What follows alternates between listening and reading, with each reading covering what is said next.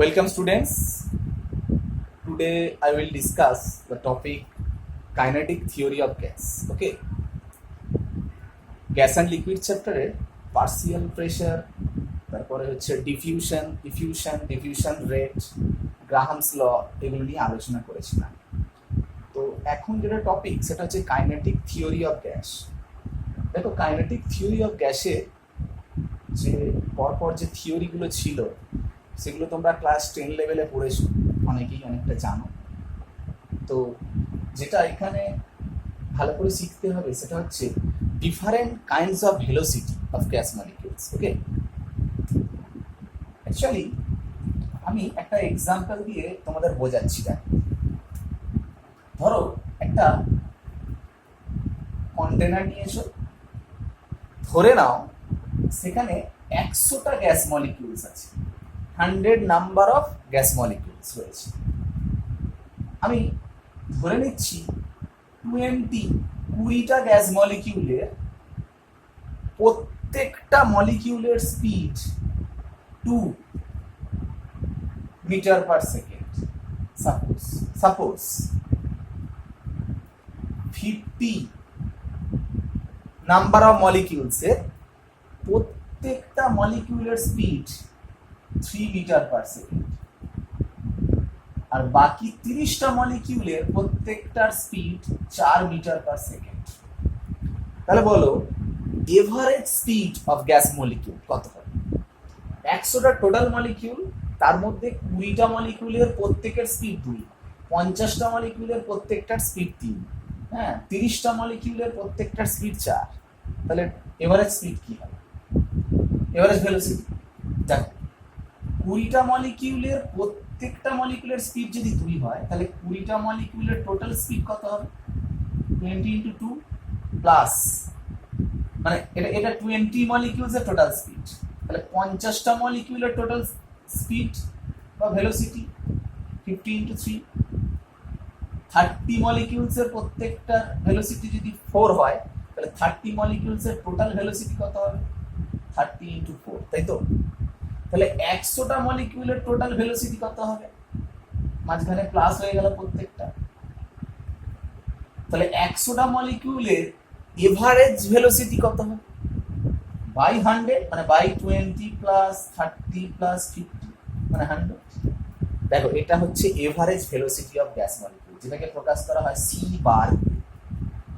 তাহলে আমি বলতে পারি একটা গ্যাস পাত্রে ধরো n number of gas molecules আছে, সেখানে যদি n1 নাম্বার অফ মলিকিউলস এর প্রত্যেকের স্পিড যদি c1 হয়, n2 নাম্বার অফ গ্যাস মলিকিউলের প্রত্যেকের স্পিড c2 হয়, dot dot dot dot dot n3 c3 n4 c4 এরকম হলো। তাহলে বলো এভারেজ স্পিড কি হবে বলো তো? c বার ইকুয়াল টু, তাহলে হবে n1 c1 plus n2 c2 plus n3 c3 plus dot dot dot dot by n, that is average velocity of gas molecules. Okay, আচ্ছা এরপরে যেটা আছে গড় বর্গবেগ। ঠিক আছে,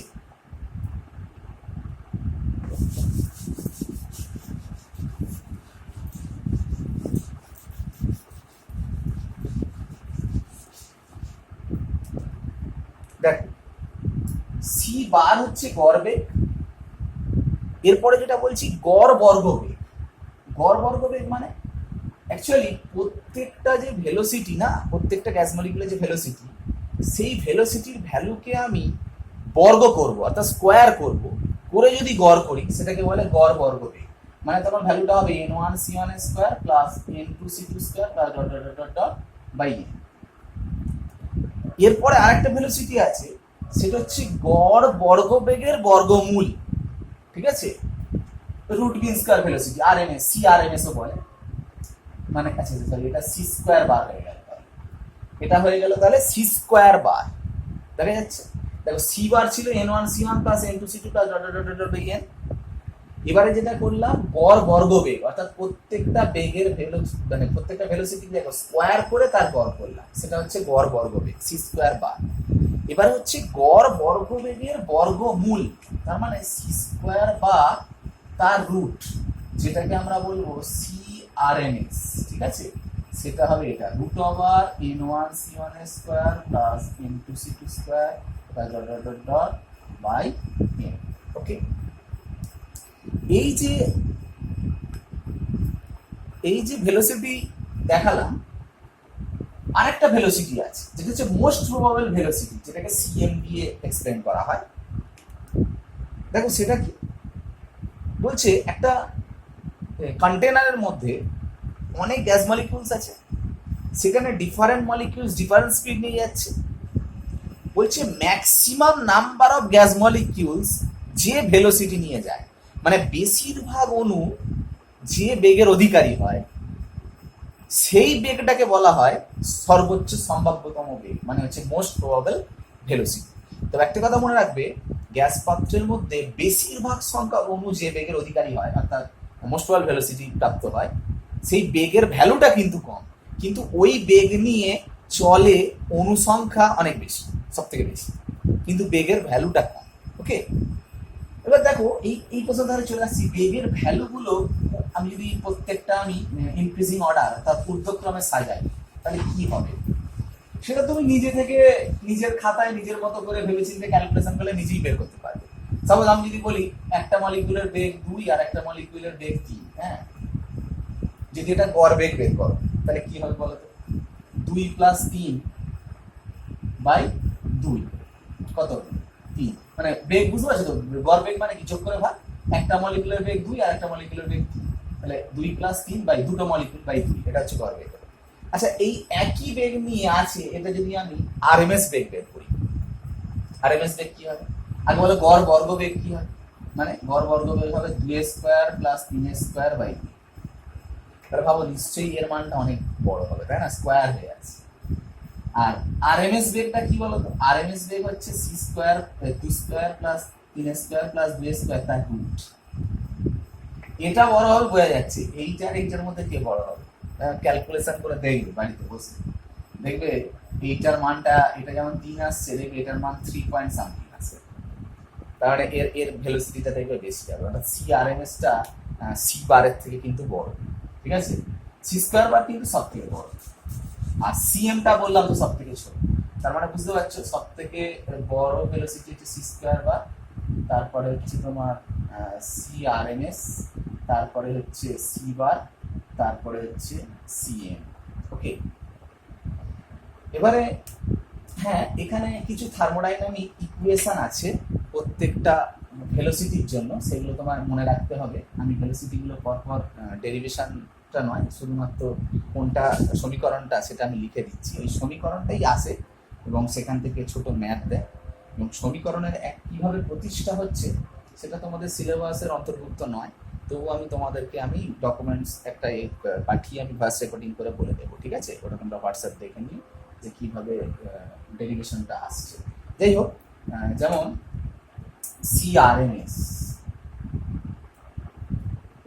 এর তাপগতীয়ভাবে একটা রাশিমালা হয়, সেটা হচ্ছে এটা 3RT/m, এগুলো মনে রাখতে হবে। তার মানে CRMS যদি এটা হয় C স্কয়ার বার, তাহলে কি হবে? C স্কয়ার বারকে রুট করলে তো CRMS হয়, তার মানে C স্কয়ার বার হবে শুধু 3RT/m, তাই না। C বার হচ্ছে √8RT/πm, CM √2RT/m। এবারে দেখো, আর তো জানো সার্বজনীন গ্যাস ধ্রুবক, আমি যদি সব একই টেম্পারেচারের ক্ষেত্রে ভাবি, প্রত্যেকটার ক্ষেত্রে এই যে রাশিমালাগুলো আছে না, সব কটা যদি তুমি অনুপাত বের করো, ইস্টু করো, এটা ইস্টু এটা ইস্টু এটা ইস্টু এটা, দেখো RTM কেটে যাবে। এম গুলো হচ্ছে এখানে আণবিক গুরুত্ব, হ্যাঁ, গ্যাস মলিকিউল। ধরো CO2 অণু হলে CO2 আণবিক গুরুত্ব কত? 44, ঠিক আছে। তাহলে RT/m তাহলে কেটে যাবে, কেটে গিয়ে √3 √8/π √2 আসবে। তুমি এবার ক্যালকুলেটারে প্রেস করো, করলে দেখবে একটা তো অনুপাত আসবে, সেই অনুপাত দেখেও তুমি বলে দিতে পারবে কোনটার মান বড়, অর্থাৎ এইটা তোমার চলে আসবে, ঠিক আছে। তো এই ডেরিভেশনগুলো মনে রাখার, আর এই ডেরিভেশন একটা কিভাবে আসছে, মানে সরি এই সমীকরণগুলো মনে রাখবে, আর ডেরিভেশনটা আমি তোমাদের ডকুমেন্টস একটা পাঠিয়ে দেবো, ঠিক আছে, ফার্স্ট রেকর্ডিং করে। তো যাই হোক, এখানে একটা দেখো আমি ছোট্ট একটা ম্যাথ করাই, ধরো সিআরএমএস কি একটা ম্যাথ করাই। কিরকম, যে হয়তো বললো একই উষ্ণতায় সেম টেম্পারেচার, ঠিক আছে, O2 অণুর আরএমএস বেগ, H2 অণুর আরএমএস বেগ O2 অণুর আরএমএস বেগের কত গুণ? এটা কোশ্চেন, এটা ছোট ম্যাথমেটিক্যাল কোশ্চেন। বললো একই উষ্ণতায় H2 অণুর আরএমএস বেগ O2 অণুর আরএমএস বেগের কত গুণ। তার মানে এই ফর্মুলা দিয়ে হবে, তাই না? তাহলে O2 অণুর আরএমএস বেগ বের করবো আর H2 অণুর আরএমএস বেগ বের করবো। দেখো একই উষ্ণতায় বলেছে মানে দুটোর ক্ষেত্রেই তো টি এর মান আমার জানার দরকার নেই, সেই তো কাটাকুটি হয়ে যাবে, তাই না? তাহলে দেখো সিআরএমএস, তাহলে সিআরএমএস অফ H2 কত হয় বলো তো? 3RT/m কত বলো তো? 2, H2 কত? 2, CRMS/O2 কত হয় বলো তো? 2 আবার 3RT/O2 কত গো? আণবিক গুরুত্ব কত? O2 আণবিক গুরুত্ব হচ্ছে 32, তাই তো? 16 গুণ 32, 32। তাহলে এবারে ভাগ করো এটা বাই এটা, CRMS H2/CRMS O2 করো, তাহলে কি আসবে? CRMS H2/CRMS O2 করলে, এটা বাই এটা করলে কাটাকুটি হয়ে হবে, এটা বাই এটা, এটা এটা কেটে যাবে, উপরে এটা উঠে যাবে, 32/2 মানে কত হচ্ছে? 16। CRMS H2/CRMS of O2 সমান সমান 32/2 মানে 16, 16 রুট মানে 4, তাই না? তার মানে দেখা যাচ্ছে যে H2 অণুর আরএমএস বেগ O2 অণুর কত গুণ হচ্ছে? 4 গুণ হচ্ছে। তাহলে এটা অ্যান্সার হয়ে গেল। হাইড্রোজেন অণুর আরএমএস বেগ অক্সিজেন অণুর আরএমএস বেগের 4 গুণ, ঠিক আছে? এরকম ছোটখাটো ম্যাথ আরো হয়তো দুটো সমীকরণ মিশিয়ে একটা ছোট ম্যাথ দিতে পারে, তাই না? একটা আরএমএস বেগ বলে দিল, টেম্পারেচার বলে দিল, অন্যটার ওই অণুটার গড় বেগ বের করতে দিতে পারে। হ্যাঁ, দুটো সমীকরণ একসাথে কাজে লাগিয়ে একদম আগের কনসেপ্ট কাজে লাগিয়ে এই জিনিসগুলোকে খেয়াল করে ছোট ছোট ম্যাথ আছে, ঠিক আছে, শুরু করে ফেলতে হবে। তো এবার এখানটা একটা দেখো, তোমার কাইনেটিক থিওরি অফ গ্যাস, সেখানে তোমরা ক্লাস 10-এও পড়েছিলে অনেক কিছু, যে আদর্শ গ্যাস অণুগুলির মধ্যে ধরা হয় গ্যাস অণুগুলির মধ্যে পরস্পর কোনো আকর্ষণ বল থাকে না, তাই না? এটা একটা মোস্ট ইম্পর্টেন্ট একটা থিওরি। গ্যাস অণুগুলির আয়তন পাত্রের আয়তনের তুলনায় নগণ্য ধরা হয়, এটা পড়েছিল। আর একটা দেখবে লাস্ট একটা পয়েন্ট থাকতো, যে গ্যাস অণুগুলির গড় গতিশক্তি, গ্যাস অণুগুলির গড় গতিশক্তি গ্যাসের পরম উষ্ণতার সমানুপাতিক। গতিশক্তিটা বলছে পরম উষ্ণতার সমানুপাতিক, এটা দেখবে থাকতো, তাই না? কিন্তু এটা কিভাবে প্রমাণ সেটা কিন্তু আগে করা হয়, তো এখন সেই প্রমাণটা হবে, ঠিক আছে? তো ফার্স্ট আমরা গ্যাস অণুর গড় গতিশক্তিটা মানে এভারেজ কাইনেটিক এনার্জি ডেরিভেশনটা করব। দেখো, ধরে নিচ্ছি total gas molecules n number, দেখা যাচ্ছে না, total gas molecules n number, তার মধ্যে n1 নাম্বার গ্যাস মলিকিউলস এর প্রত্যেকের বেগ c1, n2 number gas molecules এর প্রত্যেকের বেগ c2, n3 নাম্বার গ্যাস মলিকিউলের প্রত্যেকের বেগ c3, dot dot dot dot আরো আছে। ওকে, এবার যদি এই যে n1 সংখ্যক মলিকিউলের প্রত্যেকের বেগ c1 বললাম, আর n1 নাম্বার মলিকিউলসের প্রত্যেকটা অণুর গতিশক্তিকে আমি ধরে নিলাম এইটা, প্রত্যেকটা অণুর গতিশক্তি, তাহলে n2 নাম্বার অফ মলিকিউলসের প্রত্যেকটার গতিশক্তি আমি ধরে নিলাম। এন্ট্রি নাম্বার অফ মলিকিউলস এর প্রত্যেকটার গতিশক্তি আমি ধরে নিলাম E3, ঠিক আছে, এরকম ভাবে ধরে নিলাম গতিশক্তি। এবার তোমরা আগে শিখেছো যে গতিশক্তির ফর্মুলা কি। গতিশক্তির ফর্মুলা হচ্ছে হাফ এম ভি স্কোয়ার। তাহলে ভালো করে দেখো, এখানে যদি আমি বসাই half M V square, V মানে বেগ, এখানে বেগ কিন্তু সি ওয়ান স্কোয়ার, এটা আসছে। তাহলে এখানে বসালে half M C two square, এখানে বসালে half M C three square. Okay, এটা প্রত্যেকটা অণুর গতিশক্তি, এন ওয়ান সংখ্যক অণুর প্রত্যেকটা গতিশক্তি। তাহলে দেখো গড় গতিশক্তি বের করছো, এবার আমি যদি করি এপসাইলন বার বলতে পারো, তো গড় গতিশক্তি, তাই তো। গড় বেগ যেভাবে করো, গড় বেগ কিভাবে করা বলো, আগেরটা করছিলে যে n1c1 plus n2c2 plus n3c3 plus dot dot dot dot by n। তাহলে এখানে দেখো এক n1 সংখ্যক অণুর প্রত্যেকের গতিশক্তি e1, তাহলে n1 সংখ্যক অণুর মোট গতিশক্তি কত হবে, n1 e1। n2 সংখ্যক অণুর মোট গতিশক্তি কত হবে, n2 e2। n3 সংখ্যক অণুর প্রত্যেকের গতিশক্তি কত হবে, n3 e3। তাহলে টোটাল মলিকিউলস এর গতিশক্তি টোটাল এটা হবে, আর এভারেজ বলেছে মানে বাই এম। ওকে, এটা হচ্ছে average kinetic energy, average kinetic energy. দেখো এবার দেখো আমি এখানটায় মানগুলো বসিয়ে দেবো। E1 এর মান কত, half M C one square. দেখো n1 into half M C one square plus n2 into half M C two square dot dot dot dot by M. আর কিছু এরকম ভাবে চললো। আচ্ছা এমটা কি বলো তো, এখানে এমটা কি থাকতো, এমটা হচ্ছে প্রত্যেকটা গ্যাস অণুর ভর, প্রত্যেকটা গ্যাস অণুর ভর সেম এম, ঠিক আছে। তো দেখো এখানে আমি একটা কমন নিচ্ছি, কি কমন নেব, হাফ এম কমন নেব। হাফ এম যদি কমন নিই, দেখো n1 c1 square plus n2 c2 square plus dot dot dot dot dot by n আসছে।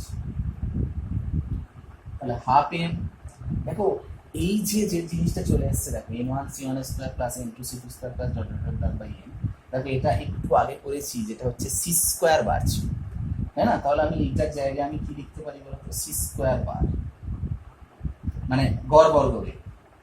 আর নিশ্চয়ই জানো সি স্কোয়ার বারে রুট করলে যদি সিআরএমএস হয়, তাহলে সি স্কোয়ার বার সমান কি হয় বলো, সিআরএমএস স্কোয়ার, মানে এটা হবে হাফ এম সিআরএমএস স্কোয়ার। বোঝা গেল কি, দেখো এই দেখো সিআরএমএস সমান কি ছিল, সি স্কোয়ার বারের রুট। তাহলে ভাবো দুদিকে যদি আমি স্কোয়ার করে দিই, তাহলে তার মানে সিআরএমএস এর স্কোয়ার সমান কি হবে, রুটের স্কোয়ার মানে রুটটা উঠে গেল, মানে সি স্কোয়ার বার, মানে সি স্কোয়ার বার মানে কিন্তু সিআরএমএস এর স্কোয়ার। ওকে, এটা খেয়াল রাখবে। যাই হোক, তো এই যে মানটা এলো হাফ এম সিআরএমএস স্কোয়ার, তুমি আলাদা করে কিন্তু এটাও মনে রাখবে, এটাও কিন্তু এক্সামে দেয়। দেখো ডেরিভেশন হয়তো এক্সামে দেবে না, কারণ ছোট ছোট থিওরি বা ম্যাথমেটিক্যাল কোশ্চেন এক্সামে পড়ে, কিন্তু এই ডেরিভেশনটা তোমার মনে রাখতে হবে, ঠিক আছে। E bar equal to half M C RMS square. এবার দেখো সিআরএমএস এর জায়গায় আমি ওই সেই ভ্যালুটা বসিয়ে দেবো, কোন ভ্যালুটা, সিআরএমএস এর যে তাপগতীয় ভাবে যে সমীকরণটা বললাম আর কি আসবে, root over 3RT by M. CRMS এর যে সমীকরণ, সিআরএমএস সমান root over 3RT by M, ওই ভ্যালুটা আমি এখানটায় বসাবো। তাহলে E bar equal to half M, CRMS এর জায়গায় বসাচ্ছি, তাহলে সিআরএমএস এর স্কোয়ার আছে, তাহলে এটা স্কোয়ার করা মানে কি হবে বলতো, 3RT বাই এম। দেখো কোনোদিন কিন্তু এটা কিন্তু কেটে দিও না, এটা কিন্তু কেটে দিও না, কারণ এই এমটা হচ্ছে আণবিক গুরুত্ব বলেছিলাম, আর এই স্মল এমটা আমি এক্ষুনি বললাম প্রত্যেকটা গ্যাস অণুর ভর, ঠিক আছে, এটা কিন্তু কাটবে। আচ্ছা আণবিক গুরুত্ব মানে এটা তো প্রতিটা গ্যাস অণুর ভর, আর এম মানে কি বলো, আণবিক গুরুত্ব মানে কটা গ্যাস অণুর ভর বলো আণবিক গুরুত্ব হয়, অ্যাভোগাড্রো সংখ্যক গ্যাস অণুর ভর হচ্ছে আণবিক গুরুত্ব হয়, তাই না। ধরো CO2 এর আণবিক গুরুত্ব যদি 44 হয়, তাহলে কতগুলো CO2 অণুর ভর 44 হয় বলো, অ্যাভোগাড্রো সংখ্যক CO2 অণুর ভর 44 হয়, তাই না। 6.023 × 10⁻23 অত সংখ্যক অণুর ভর হচ্ছে 44 গ্রাম। তার মানে একটা গ্যাস অণুর ভর কত, এম। তো ভাবো একটা গ্যাস অণুর ভর এম, তাহলে অ্যাভোগাড্রো সংখ্যা গ্যাস অণুর ভর কত হবে? mn, এখানে ক্যাপিটাল এনটা হচ্ছে অ্যাভোগাড্রো নাম্বার, হ্যাঁ এখানে ক্যাপিটাল এনটা হচ্ছে অ্যাভোগাড্রো নাম্বার। তাহলে একটা গ্যাস অণুর ভর স্মল এম, তাহলে অ্যাভোগাড্রো সংখ্যক অণুর ভর কত হবে? mn। আর অ্যাভোগাড্রো সংখ্যক অণুর ভর যেটা হয় সেটাকেই আমরা কি বলি বলতো? আণবিক গুরুত্ব, ক্যাপিটাল এম। তাহলে ভাবো ক্যাপিটাল এম এর জায়গায় আমি এইটা বসিয়ে দিতে পারি, mn বসিয়ে দিতে পারি। তাহলে দেখো half M into capital M এর জায়গায় বসাবো স্মল এম আর বড় হাতের এম বসালাম। এইখানটায় আবার বসাবো 3 ইন্টু কে এন টি। এটা আবার কোথা থেকে এলো? একদম ফার্স্ট বা সেকেন্ড ক্লাসে আমি বলেছিলাম দেখবে যে সার্বজনীন গ্যাস ধ্রুবককে যদি অ্যাভোগাড্রো সংখ্যা দিয়ে ভাগ করো সেটা হচ্ছে বোলজম্যান ধ্রুবক আছে, কে সমান আর বাই এম, বোলজম্যান ধ্রুবক কে। তাহলে দেখো আর সমান কি হয়? কে এম করা যায় না, ওই জন্য আর এর জায়গায় দেখো কে এম লিখলাম। এবারে দেখো কাটাকুটি করবো, আমি এন এন কাটবো, এম কাটবো, দেখো চলে এলো। কি চলে এলো? ভালো করে দেখো, মোস্ট ইম্পর্টেন্ট একটা রিলেশন চলে এলো, ই বার ইকুয়াল টু 3/2 কেটি। খেয়াল করো এখানটা তো 3/2 কেটা তো একটা কনস্ট্যান্ট, তার মানে বলা যায় দেখো ই বার প্রপোর্শনাল টু টি। তার মানে কি বোঝাচ্ছে? গতিশক্তি পরম উষ্ণতার সাথে সমানুপাতিক সম্পর্ক হলো, তার মানে গতিশক্তি পরম উষ্ণতার সাথে সমানুপাতিক সম্পর্ক। আর এই যে সমীকরণটা দেখছো ই বার ইকুয়াল টু 3/2 কেটি, এটা হচ্ছে প্রতিটা মলিকিউলের এভারেজ কাইনেটিক এনার্জি, গড় গতিশক্তি। তার মানে এভারেজ কাইনেটিক এনার্জি মানে এক একটার জন্য এভারেজ কাইনেটিক এনার্জি এক একটা মলিকিউলের জন্য। এবার যদি বলে এক মোল গ্যাসের মোট গতিশক্তি, যদি বলে মোট গতিশক্তি, এক মোল গ্যাসের মোট গতিশক্তি, এটা তো মানে তার মানে একটা গ্যাস মলিকিউলের এভারেজ, কিন্তু একটা মলিকিউলের গতিশক্তি। তাহলে এক মোল গ্যাসের গতিশক্তি কত হবে বলো? 3/2 কেটি ইন্টু এক মোল মানে কত সংখ্যক? অ্যাভোগাড্রো সংখ্যক, আবার অ্যাভোগাড্রো সংখ্যা দিয়ে গুণ হবে, আবার কে এন মানে কি? আর কে এন মানে কি? আর। তাহলে কি বসাবো? 3/2 RT। ভেরি ভেরি ইম্পর্টেন্ট একটা রিলেশন, এক মোল গ্যাসের মোট গতিশক্তি 3/2 RT। এখান থেকে বহু বছর পর অনেক ইয়ারে এখান থেকে ম্যাথ করেছে। কোনো একটা গ্যাস মলিকিউলের টেম্পারেচার বলে দিয়ে তার কোনো একটা ভর বলে দিয়ে তার গতিশক্তি চাইতেই পারে, কিন্তু এটা এক মোলের জন্য তুমি ওটা মোলে ট্রান্সফার করে নেবে। সাপোজ আমি একটা এক্সাম্পল এই ধরনের একটা ছোট ম্যাথ করাচ্ছি। দেখো ধরো তোমায় বললো 27 ডিগ্রি সি টেম্পারেচারে 1 গ্রাম মিথেনের গতিশক্তি কত? 1 গ্রাম মিথেনের গতিশক্তি কত? দেখো তুমি গতিশক্তির ফর্মুলা কি জানো বলো? 3/2 RT। এটা 3/2 RT যেটা, এটা 3/2 RT যেটা, এটা 1 মোলের জন্য, তাই না? 1 মোলের জন্য গতিশক্তি, কিন্তু এটা 1 গ্রামের জন্য বলেছে। তাহলে 1 গ্রামটাকে মোলে ট্রান্সফার করো। CH4 এর আণবিক গুরুত্ব কত? কার্বনের 12, হাইড্রোজেনের 1 × 4, মানে কত হলো? 16, তাই না? কার্বনের 12, হাইড্রোজেনের 1 × 4 মানে 16। তাহলে ভাবো 16 গ্রাম মানে কি? 1 মোল। তো 16 গ্রাম মানে 1 মোল। তাহলে 1 গ্রাম মানে কত হবে? 1/16 মোল। তাহলে 1/16 মোলের জন্য গতিশক্তি কত হবে? 1 মোলের জন্য গতিশক্তি যদি 3/2 RT হয়, 1 মোলের জন্য গতিশক্তি যদি 3/2 RT হয়, তাহলে 1/16 মোলের জন্য গতিশক্তি হবে ইনটু 1/16 করে দাও। তার মানে এই গ্রামটাকে তুমি মোলে কনভার্ট করলে 1 মোলের গতিশক্তি এত, তাহলে 1/16 মোলের গতিশক্তি কত হবে? এটা গতিশক্তি। এবারে ব্যাস বসিয়ে দাও। টেম্পারেচার বলে দিচ্ছি 27 ডিগ্রি সি, তাহলে টি এর জায়গায় তুমি কত বসাবে? 27 + 273 বসাও, বসিয়ে দাও টি এর জায়গায়। আর এর জায়গায় কি বসাবে? আর এর অনেক মান আছে, তুমি আর এর মান যদি 8.314 বসাও জুলে, তাহলে তোমারও গতিশক্তির ইউনিট আসবে, এটাও তো একটা শক্তি, জুলে আসবে। আর এর মান যদি 8.314 × 10⁷ বসাও, মানে সিজিএস ইউনিটে বসাও, তখন তোমার শক্তি আর আসবে। তাহলে এই আর এর মান 8.314 বসাও, আর এর মান বসাও 8.314, ব্যাস বসিয়ে যেটা আসবে সেটা অ্যান্সার, কত জুল অ্যান্সার হয়ে গেল। ঠিক আছে, তো যাই হোক আমি এভারেজ কাইনেটিক এনার্জির যে ডিফারেন্ট গ্যাস মলিকিউলস ভেলোসিটি এগুলো নিয়ে আলোচনা করলাম। এবার নেক্সট ক্লাসে খুব ইম্পর্টেন্ট যে আদর্শ গ্যাসের সমীকরণ আমি বলেছিলাম, বাস্তব গ্যাসের সমীকরণ ভ্যান ডার ওয়াল সমীকরণ কিন্তু আমি তোমাদের ওই ডকুমেন্টস পাঠিয়ে হোয়াটসঅ্যাপে ভয়েস রেকর্ডিং এর মাধ্যমে বোঝাবো। ঠিক আছে, তারপরের ক্লাস সম্ভবত তোমরা ইউটিউবে দেখতে পাবে, যেটা কিছু হয়তো অ্যামাগার্স ল দেখতে পাবে, আর হচ্ছে লিকুইড স্টেটটা নিয়ে হয়তো বলবো। ঠিক আছে, তো নেক্সট ক্লাসটা দেখো। ওকে, আজ আমি এই ভেলোসিটির ক্লাসটা এখানে শেষ করলাম। ওকে।